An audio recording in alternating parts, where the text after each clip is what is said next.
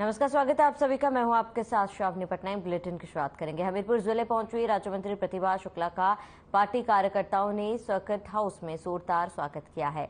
बता दें कि इसके बाद उन्होंने बाल विकास एवं पुष्टाहार विभाग की समीक्षा बैठक ली है, जहां पर उन्होंने कहा है कि सभी आंगनबाड़ी केंद्रों को नियमित रूप से खुलवाया जाए और वीडियो कॉल के माध्यम से नियमित रूप से इसको चेक किया जाए। उन्होंने कहा है कि सभी आंगनवाड़ी केंद्रों पर आवश्यक सुविधाएं और पेयजल, पंखा, शौचालय एवं बैठने की व्यवस्था रखी जाए। लाभार्थियों को नियमित रूप से समयबद्ध ढंग से पुष्टाहार वितरित किया जाए। उन्होंने कहा कि संबंधित लाभार्थियों, गरीब व्यक्तियों तक पुष्टाहार जाना चाहिए। इसमें किसी भी तरह की लापरवाही बर्दाश्त नहीं की जाएगी। सभी शहरी 188 केंद्र पर रोस्टर लगाकर पर्यवेक्षण अधिकारियों की मौजूदगी में पुष्टाहार वितरण कराया जाए।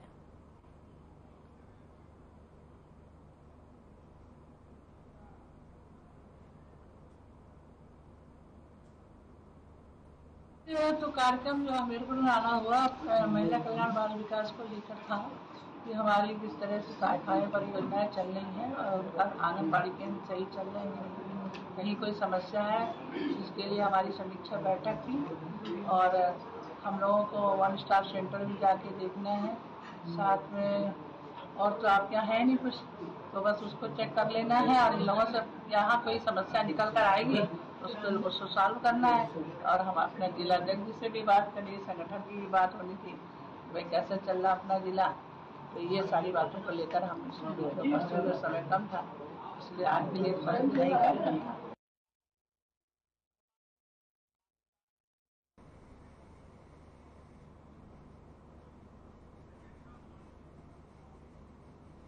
बीजेपी युवा मोर्चा प्रदेश कार्य समिति की बैठक में बीजेपी युवा मोर्चा उपाध्यक्ष व विधायक पंकज सिंह पहुंचे। इस दौरान उन्होंने बताया कि बीजेपी के कार्यकर्ता हमेशा 365 दिन काम करते हैं और किसी भी चुनौती के लिए तैयार रहते हैं। अभी 2024 का चुनाव है। युवा मोर्चा के कार्यकर्ता, पार्टी के हमारे कार्यकर्ता पूरे उत्साह के साथ 2024 में पीएम मोदी देश का नेतृत्व देने के लिए बिल्कुल तैयार है।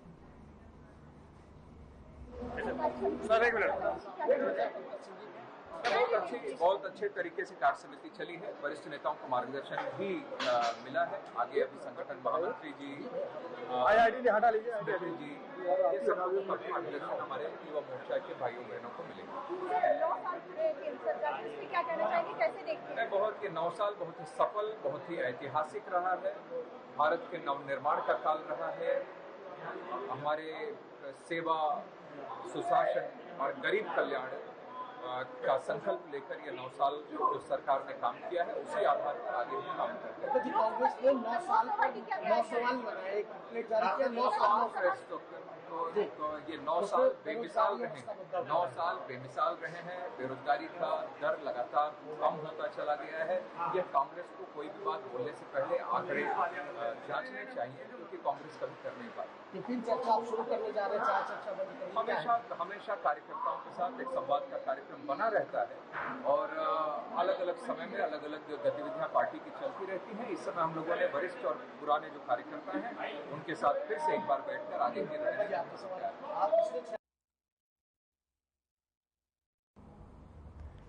जालन पहुंची दिवंगत विधायक राजूपाल की पत्नी सपा विधायक पूजापाल। सपा विधायक पूजापाल ने यूपी में हो रहे एनकाउंटर पर सवाल खड़े किए हैं। सपा विधायक ने कुछ एनकाउंटर को बताया सही और कुछ पर सवाल भी खड़े किए। बता दें कि पूजापाल उरई में पाल समाज द्वारा आयोजित अहिल्याबाई होलकर की जयंती पर आयोजित शोभा यात्रा में शिरकत करने पहुंची थी।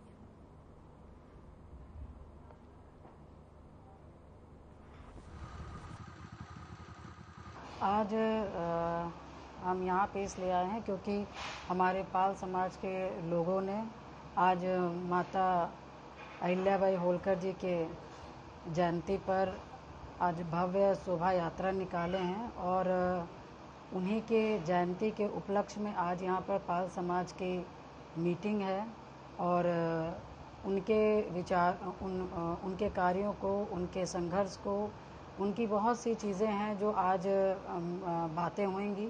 तो इस उपलक्ष्य में हम यहाँ पर आए क्योंकि उनकी जयंती मनाई जा रही है और हमारे समाज ने हमको इनवाइट किया था, बुलाया था, तो इसलिए हम जलौन आए हैं माता अहिल्याबाई होलकर जी की जयंती मनाने के लिए।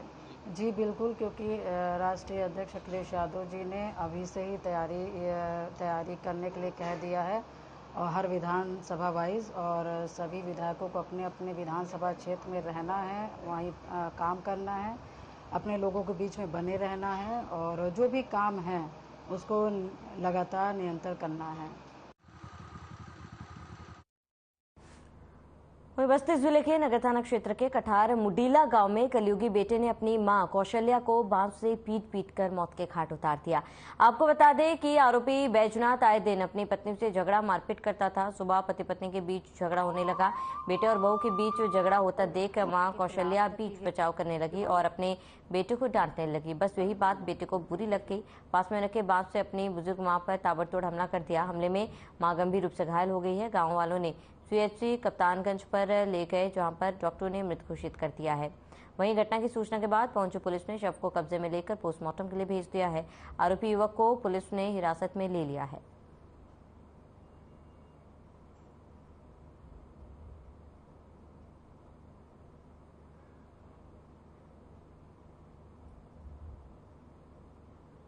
मुडीला गांव है थाना नगर में, जिसमें बेटे और उसकी मां में किसी बात को लेकर विवाद हुआ था, जिसमें बेटे ने अपनी मां के सिर पर एक बांस के डंडे से प्रहार कर दिया और वो घायल हो गई। इसको अस्पताल ले जाया गया, जहां पर इसकी मृत्यु हो गई है। और इस संबंध में हमारी टीमें वहाँ मौजूद हैं और शव का पोस्टमार्टम कराया जा रहा है और इसमें आवश्यक जो भी वैधानिक कार्रवाई है उस अभियुक्त के खिलाफ की जाएगी और दोषी को दंडित कराया जाएगा।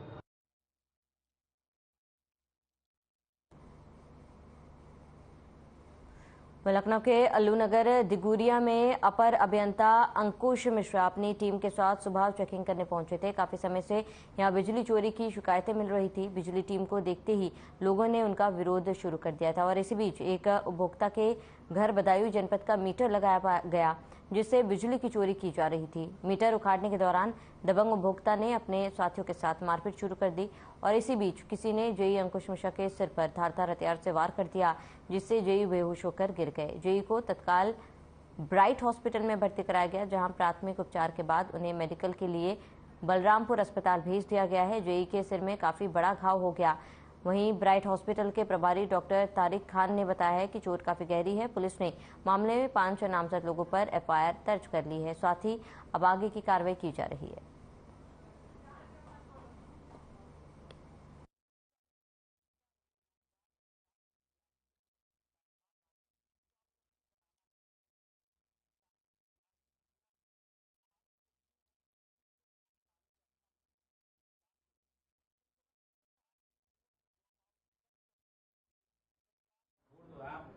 जैसा कि जानकारी में आया, आज लखनऊ के विद्युत प्रशासन में जो बीकेटी डिवीजन है वहां के अवर अभियंता के साथ वहां पर मॉर्निंग रेड के दौरान उनके ऊपर प्राणघातक हमला हुआ और उसके उपरांत जो भी उनकी टीम थी उन लोगों ने तत्कालीन यहाँ पर कि उस समय जो नज़दीक अस्पताल मिला जिसको जहाँ बैठे हैं ब्राइट हॉस्पिटल, यहाँ पर ला के उन्होंने उसको एडमिट कराया है अवर अभियंता को। और उनके साथ क्या घटना हुई थी और किस प्रकार से कितनी गहरी चोट आई, हम बात करेंगे। यहाँ पर उपस्थित हैं डॉक्टर तारिक साहब, उनसे बात करने का प्रयास करेंगे कि किस प्रकार से उन्होंने उसको देखा और क्या ट्रीटमेंट दिया है। मैं doctor Tariq Khan, MD bright hospital. यहाँ पे वो चोट लगी हुई थी सर में और बहुत परेशानी हालत में आए हुए थे। 3-4 लोग लेके आए थे। तो फर्स्ट एड देना था हमको। फर्स्ट एड हमने दिया। 6 या 7 स्टिच भी लगी। उनको स्टिच लगने के बाद में उनको CT स्कैन के लिए भेजा गया। उसके बाद में हायर सेंटर उनको रेफर कर दिया गया। इस समय वो गए हुए, मतलब उनको जो है पुलिस के जांच के नाम पे या मेडिकल कराने के नाम पे आप यहाँ से वो जा चुके हैं यहाँ पर? हाँ, वो मेडिको लीगल केस था और दूसरी चीज़ ये हायर सेंटर का केस था, इसलिए हमने हायर सेंटर रेफर कर दिया। राजधानी लखनऊ में मध्यांचल विद्युत प्रशासन अंतर्गत बीकेटी डिवीजन में एक बहुत बड़ी घटना हुई, जहां पर सुबह लगभग 8:15 बजे मॉर्निंग रेड के दौरान, जो कि शासन के निर्देश पर, उच्च अधिकारियों के निर्देश पर, चेयरमैन साहब के निर्देश पर चलाई जा रही है। लगभग 8:15 बजे यहाँ के जो अवर अभियंता हैं अंकुश मिश्रा, जो कि यहाँ पर अल्लूनगर डिगुरिया गाँव बताया जाता है, उसमें वो चेकिंग के दौरान पहुँचे और वहाँ पर एक बहुत बड़ी घटना हुई, जिसमें जिस दौरान वो चेकिंग कर रहे थे कुछ ऐसा जानकारी में आया कि वहाँ पर विद्युत चोरी की जा रही थी और विद्युत चोरी में एक बहुत बड़ा खुलासा ये हुआ कि वहाँ पर जो मीटर लगा हुआ था वो बदायूं का था, लखनऊ का नहीं था। उस परिप्रेक्ष्य में उन्होंने जब उसको उतारने की कार्रवाई की, क्योंकि वो बहुत बड़ा एविडेंस था, उसको उतारने के बाद ही कार्रवाई हो सकती थी। उस पर उन लोगों ने जो आरोप है जय साहब का कि वहाँ पर पूरे गांव के लोगों ने एक होकर के उनको मारा है और सिर पर लगभग 7 से 8 टाके आए हैं और उनको यहाँ पर जहाँ हम खड़े हुए हम बताना चाहेंगे, कैमरामैन आपको दिखाएंगे, ब्राइट हॉस्पिटल है जहाँ हम लोग खड़े हुए हैं और यहाँ पर उनको फर्स्ट एड प्राथमिक उपचार के लिए लाया गया, जहाँ पर अभी हमने डॉक्टर तारिक साहब से भी बात की। उन्होंने बताया कि इनको लगभग 7 टाके लगाए गए हैं और यहाँ प्राथमिक उपचार के बाद उनको बलरामपुर भेजा गया है, क्योंकि जिस तरह से पुलिस का केस हो जाता है उसका मेडिकल कराया जाता है, वहाँ पर वो मेडिकल के लिए पहुँचे हैं। अभी हमने डॉक्टर वहाँ के CMS GP गुप्ता साहब से भी बात की, उन्होंने बताया हाँ केस यहाँ पर आया हुआ है। उसके बाद में जानकारी मिली है कि 5 लोगों के खिलाफ तहरीर दी गई है, मुकदमा पंजीकृत होने के लिए भेजा गया है और उनका जानकारी में आ रहा है कि आइकॉन हॉस्पिटल है जानकीपुरम में, वहाँ पर शायद भर्ती कराया जाएगा। उनको उच्च जो चिकित्सा है उसके लिए वहाँ पर भेजा जा रहा है। मैं लखनऊ से आर्यन TV के लिए शुभ।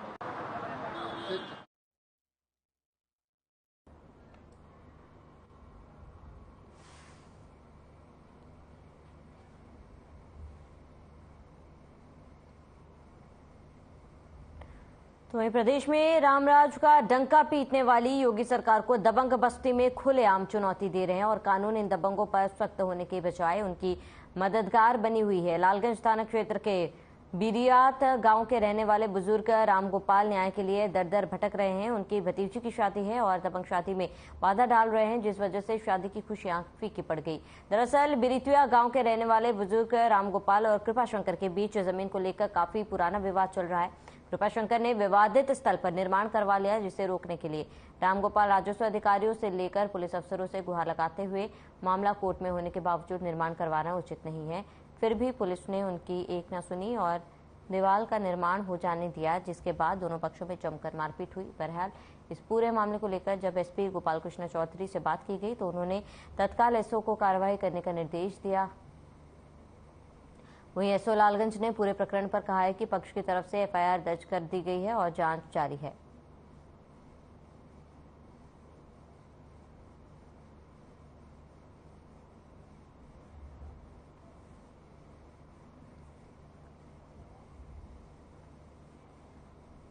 मामले को लेकर परेशान आप? परेशान है इसलिए भैया कि हमारा जमीन है और बैनामा की जमीन है, उसको जो जबरदस्ती वो लोग जोड़वा रहे थे, उसको मैं मना करने के लिए गया, लोग मारने पीटने लगे, तो रात में छप्पर छा रहे थे रखने के लिए भूसा। इसके बाद जो मार पीट हो गया, उनको भी चोटें आई, हम लोगों को भी चोटें आई। इसके बाद वहाँ से हम लोग निकल गए, दवा कराने चल रहे हैं, दवा कराएंगे। इसके बाद जो है आए प्राइवेट गाड़ी किए, इसके बाद आए बनकड़ी स्वास्थ्य केंद्र पर, वहाँ से वो रेफर कर दिए डॉक्टर, वहाँ से एम्बुलेंस द्वारा हम लोग बस्ती आए। तो यहाँ बोले दवा सुई तो किए, लेकिन कहे कि डॉक्टरी करा मतलब वो तो करा लीजिए पहले जाकर थाने में FIR, इसके बाद जो है होगा आप लोगों का दवा। वहाँ से आए हम लोग, अब यहाँ जो है फर्जी कागज दिखा करके सब उसी जमीन का है, हम लोग का FIR भी नहीं कर रहे हैं। पूरा मामला ये है सर कि 25 तारीख को जो है वो लोग विपक्षी हमारे ज़मीन पे ज़बरदस्ती कब्जा कर रहे थे, उसी को लेकर हम लोग रोकने के लिए गए और वहाँ पे विवाद हुआ। विवाद में दोनों पक्षों को चोटें आई जो है। उसके बाद पुलिस आई तो हम लोग जो है अपने भाई को लेकर हॉस्पिटल जा रहे थे और वो लोग भी हॉस्पिटल गए।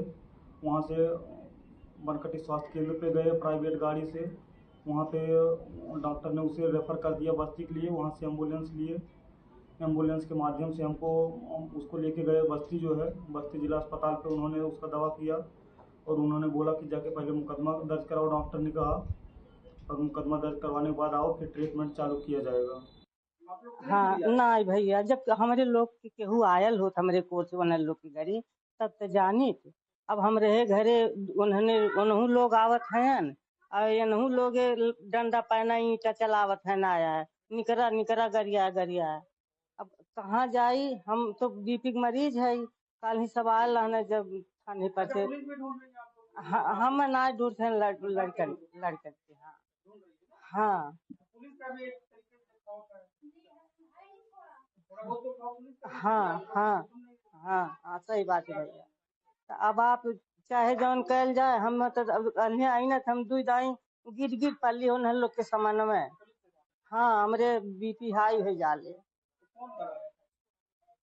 अब ना हम दरोगा पुलिस के कैसे जानब, 2 महिला रहनी, 3 जने 4 जने मतलब जेंट्स रहना है। बिरतिया गांव थाना लालगंज का गांव है, जिसमें एक जमीन के विवाद को लेकर के 2 पक्षों में 25 तारीख को एक मारपीट की घटना हुई, जिसमें एक पक्ष को गंभीर चोटें आई थी और उसकी एफआईआर उसमें दर्ज हो गई। दूसरे पक्ष की भी एक एप्लीकेशन मुझे प्राप्त हुई है, जिसमें उसका आरोप है कि उसके साथ भी मारपीट की गई और उसने अपेक्षा की कि उसकी एफआईआर दर्ज की जाए और इस संपूर्ण प्रकरण के लिए मेरे द्वारा क्षेत्राधिकारी को निर्देशित किया गया कि इसका परीक्षण करा करके इसमें उचित कार्रवाई कराना सुनिश्चित करें। नहीं उसमें पुलिस हमारी कल तैनात है। कल वहाँ शादी का फंक्शन था, उसमें पुलिस लगी थी और हम लोग इस पर दृष्टि लगाए हुए हैं। कहीं कोई दिक्कत की बात नहीं है और इसमें जो भी न्यायोचित कार्रवाई भी की जाए।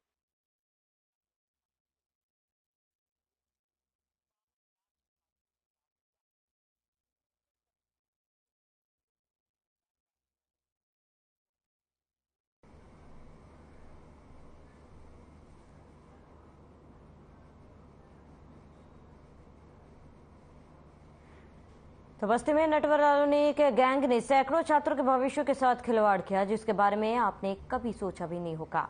दरअसल बच्चों का मेडिकल कोर्स के नाम पर ठगी करने वाले गिरोह ने करोड़ों का चूना लगाकर अब चंपत हो गए। नर्स और फार्मासिस्ट बनने का सपना लेकर आए इन बच्चों के साथ ठगी की गई थी और इस गिरोह का शिकार हुए सैकड़ों स्टूडेंट्स अब अपनी किस्मत पर आंसू बहा रहे हैं। उनका पैसा और समय दोनों बर्बाद हो गया है। बता दें कि फर्जी कॉलेज खोलकर उनके एडमिशन लिए गए, मगर अब पता चला कि ये कॉलेज ही फर्जी है। इसमें छात्र छात्राओं को छोड़कर सब कुछ फर्जी है। बस्ती जिले के कोतवाली क्षेत्र में सरदार पटेल हॉस्पिटल और पैरामेडिकल इंस्टीट्यूट में कोर्स कर रहे 500 से अधिक छात्र छात्राओं ने डीएम को शिकायती पत्र देकर कार्रवाई की मांग की। डीएम प्रियंका निरंजन ने इस मामले को लेकर कहा कि नर्सिंग कोर्स पर रही कुछ छात्र छात्राएं उनके पास शिकायत लेकर आई थी। उनका आरोप है कि फर्जी कॉलेज खोलकर उन लोगों से ठगी की गई। इस मामले में जांच के लिए 3 सदस्यीय टीम का गठन किया गया है। रिपोर्ट आने के बाद संबंधित के खिलाफ विधिक कार्रवाई की जाएगी। हाँ, रेगुलर क्लास चलता था वहाँ सामने वाले में और बगल में भी चलता था। हाँ, फर्जी लोग ही आते थे। नहीं पता लग पाया, मतलब हम लोग को कॉलेज दिखाने के लिए आगरा लेके गए, वहाँ से आए, बोले एडमिशन नहीं हुआ है अभी आप लोग का। फिर बोले ग्लोबल यूनिवर्सिटी अरुणाचल प्रदेश, वहाँ का फर्जी मार्कशीट दी नहीं हुआ है। सर खुद बोले थे हम लोगों से कि वहाँ मतलब फ्रॉड हो गया हम लोग के साथ और आप लोग का एडमिशन नहीं हुआ है। फिर बोले एमपी में करवाए हैं, वहाँ से बोले कि आगरा करवाए हैं। आगरा लेके गए, वहाँ पता चला एडमिशन ही नहीं हुआ है हम लोगों का। फिर वहाँ से हम लोग को लेकर आए, कह रहे हैं वहाँ सहारनपुर करवाए हैं, अभी तक इनरोलमेंट नंबर नहीं दिए। हम करीब 85,000 रुपये हम भर चुके हैं और उसको हमको रसीद सब कुछ रसीद दिए हैं, लेकिन फर्जी सब रसीदें मिल गई हैं। क्योंकि हमको मार्कशीट दिया गया है लड़की का, वो भी तेलंगाना का, जो भी फर्जी है उसमें ना तो कोई सर्टिफिकेट है और ना ही उसका कोई मोहर दस्तर। जब तभी हमको जानकारी हुआ, तभी से हम लोग यहाँ वहाँ दरखास्त दे रहे हैं, लेकिन कोई सुनवाई नहीं हुई। तो आज हम लोग डीएम साहब को ज्ञापन दे करके आए हैं और डीएम साहब ने कार्रवाई की। मैं जन्म सेकेंड ईयर की, यहाँ जो मतलब टीचर लोग पढ़ा रहे हैं, पढ़ के यही पढ़ा रहे हैं और पढ़ भी रहे हैं, पढ़ा भी रहे हैं। बता रहे थे कि हम यही पढ़े हैं, हम यही पढ़ भी रहे हैं, बता रहे थे। स्कूल फर्जी, सब फर्जी, सब फर्जी है, सब फर्जी है, कोई जो सही हो सब फर्जी। वो खुद बताएं सर, अपने मुंह से बताएं कि यही सर कि हम लोग के साथ जो फ्रॉड करके पैसे लेके भाग गए हैं, हम लोग को आए पैसा दे दे, हम लोग एडमिशन करवा दे या फिर वही एडमिशन करवा दे। ये वसीम सर करके एक थे और एक एसपी प्रकाश पटेल वो थे, और भी लोग इन्वॉल्व हैं इसमें और भी लोग हैं जो बाहर, उनका नाम में नहीं पता है। बस 2 लोग सामने किसी बच्चे से लिया गया 1,60,000 1,80,000, मतलब कोई ऐसा बच्चा नहीं है जो 1 लाख 1.5 लाख से नीचे जमा किया हो। सब बच्चे हैं करीब 500-550 बच्चे होंगे, ऊपर रेगुलर में तो 200-300 बच्चे थे और बाकी सब। सरदार पटेल पैरामेडिकल इंस्टीट्यूट के हम सब स्टूडेंट हैं, जो हम सबके साथ फ्रॉड हुआ है सर। और हम लोग बहुत मजबूर हैं सर। और फ्रॉड हुआ है ये सब, मतलब कॉलेज के नाम पे धोखाधड़ी कॉलेज चला रहे थे। और हमारा जो है गजपति से 2021 में बोलते हैं गजपति से कॉलेज है, गजपति से मतलब तुम्हारा है गजपति उड़ीसा है, ठीक है, उड़ीसा कॉलेज है गजपति, भुवनेश्वर कॉलेज से, वहाँ भी हमारा एडमिशन नहीं हुआ। और हमारे अब्बू आके यहाँ पर 1,20,000 रुपया पेमेंट करके गए हैं और ये लोग कॉलेज छोड़कर भागे, मोबाइल अपना स्विच ऑफ किए हैं और मोबाइल ये सब मतलब ऑन नहीं कर रहे हैं। और जब इनके ऊपर जब वो प्रेशर पड़ती है तो लोग सुसाइड की धमकी दे रहे हैं। हम लोग का मतलब रिजल्ट ही मतलब फर्जी है, कॉलेज ही फर्जी है। हम लोग को पता चला कि ये मार्कशीट गलत है, उसके बाद फिर भी कह रहे हैं सही करा देंगे। फिर से हम लोग ने चांस दिया उन्हें, फिर भी वो भी फरार है। नहीं, ये मेरे पापा एडमिशन कराए थे यहाँ, फिर भी अब पैसा सारा जमा है। और सर अयोध्या दशमी संबंध की एक शिकायत संज्ञान में आई थी और इसके लिए हमने सीएमओ, एडीएम, एफआर और प्राचार्य मेडिकल कॉलेज की एक संयुक्त समिति गठित की है। जो भी इसमें आवश्यक जांच के दौरान जानकारियां उपलब्ध होंगी उसके आधार पर विधिक और अन्य कार्रवाई की जाएगी। और इसके साथ ही शासन स्तर से जो जिले के मान्यता प्राप्त संस्थान है उनकी सूची प्राप्त करके और उनको सामान्य के बीच में प्रचारित प्रसारित किया जाएगा। इसके साथ ही मेरा अभिभावकों से और छात्रों से अनुरोध भी है कि किसी भी संस्थान में प्रवेश लेने से पहले आप अवश्य उसकी जांच पड़ताल कर लें कि वो मान्यता प्राप्त हो, ताकि उन्हें किसी प्रकार की समस्या का सामना भविष्य में न करना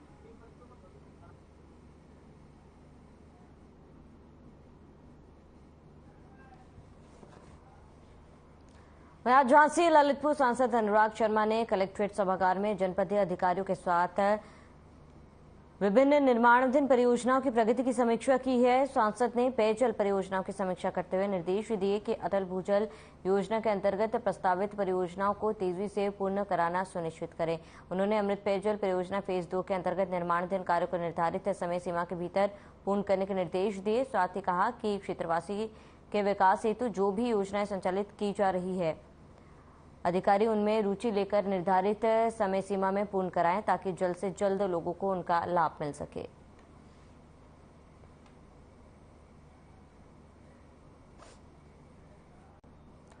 1988 बैच के आईपीएस विजय कुमार यूपी के कार्यवाहक डीजीपी नियुक्त किए गए हैं। वो डीजीपी विजिलेंस, डीजी सीबीएसआई के साथ कार्यवाहक डीजीपी का अतिरिक्त कार्यभार संभालेंगे।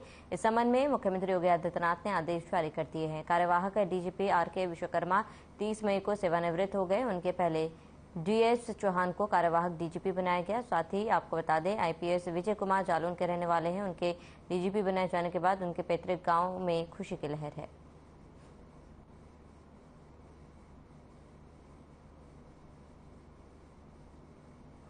अच्छा, आज आपके यहाँ के एक जो हैं डीजीपी बने हैं विजय कुमार जी, तो आप क्या कहना चाहेंगे?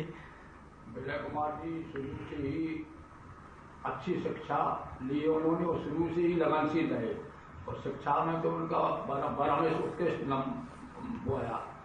नंबर। कानपुर में पढ़े लिखे, इनके पिताजी कानपुर में ही।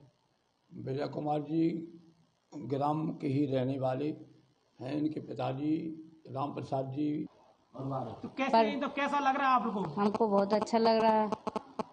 मेरे परिवार के हैं, मेरा गांव को नाम रोशन हुआ है, रहे हैं यहाँ तो देखा है हमने। अच्छा, तो क्या यहाँ पर रहते थे तो कैसा लगता था? विजय कुमार जी, तो आप कौन थे? और वो हमारे भाई साहब हैं, हमारे परिवार के ही हैं और हमको बहुत खुशी हुई है कि वो हम यहाँ पर डीजीपी बने हैं और उन्होंने बहुत ही संघर्ष किया है। डीजीपी बनने मतलब यहाँ उनकी पढ़ाई स्तर पे, अपने पढ़ाई स्तर पे हर चीज़ में उन्होंने बहुत संघर्ष किया है और हम लोग को बहुत खुशी है जो हाँ कि हमारे गांव का भी नाम रोशन किया उन्होंने। हमारा नाम सावित्री है। अच्छा, कहाँ के रहने वाले? हम सतोई की रहने वाली हैं। अच्छा, आज आपके यहाँ के जो डीजीपी बनाए गए हैं विजय कुमार जी, क्या कहना चाहेंगे और कौन थे? बहुत अच्छा लगा हमें और सब बच्चों को ऐसी सीख दें, बहुत अच्छी बात है। कौन थे आपके वो? हमारे क्या नाम है चाचा? हमारा काशी प्रसाद। अच्छा, कहाँ के रहने वाले? सतोई। अच्छा, आज एक विजय कुमार जी हैं, इनको डीजीपी बनाया गया है, आपको कैसा लग रहा है और कौन थे आपके? अरे हमें बड़ी खुशी है इस समय। हमारा भतीजा है, भज्जा का लड़का है और यहीं पढ़ा है ग्राम सतोई में और यहीं खेलता था, यहीं पढ़ता था। अब बाहर निकल गए वो तो अब क्या है, पढ़ने में बहुत तेज था पढ़ने में।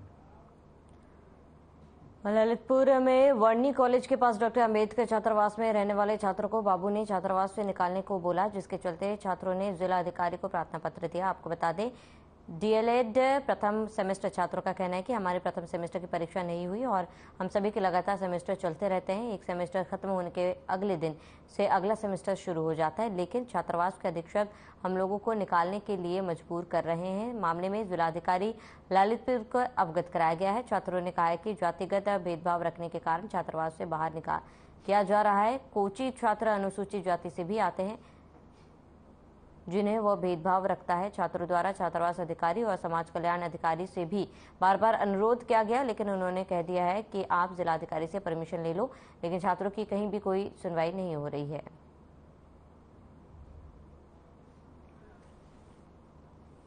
नहीं है, लेकिन सर हम लोगों के सेमेस्टर चलता है, हम लोग डीएलएड के हैं। हम लोगों को जैसे ही अगले दिन से पेपर होते 3 दिन में पेपर खत्म हो जाते हैं, चौथे दिन से अगला सेमेस्टर चालू हो जाता है। तो हम लोग ऐसे में कहाँ जाएंगे, क्योंकि हम लोगों की आर्थिक स्थिति बहुत कमजोर है।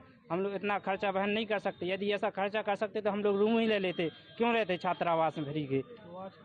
सर हम डीएम कार्यालय आए हैं, लेकिन डीएम साहब ने हमारी कोई सुनवाई नहीं की। उन्होंने भी कह दिया कि आप खाली कर दीजिए, क्योंकि और जो समाज कल्याण अधिकारी है और वे जो वहाँ का अधीक्षक महोदय है, दोनों मिले हुए हैं। उन्होंने यही कहा कि आप लोग खाली कर दीजिए। बल्कि जो हम लोगों के डाइट के 2 छात्र और रह रहे हैं, उनको उन्होंने रख लिया, क्योंकि वो सामान्य जाति से हैं। हम लोग 4 लोग हैं जो कि अनुसूचित जाति से हैं, इसलिए जो हम लोगों को जाति पक्ष के माध्यम से बाहर कर रहे हैं। और हम लोगों को अलक्ष्य भी लगा रहे हैं, बोल रहे तुम लोग यहाँ पर उल्टे काम करते हो, फलाना ठिकाना, इसलिए हम लोगों को ये बाहर कर रहे हैं। चलिए, इसी के साथ इस बुलेटिन में फिलहाल में इतना। देश प्रदेश के तमाम बड़ी खबरों के लिए बने रहे हमारे साथ।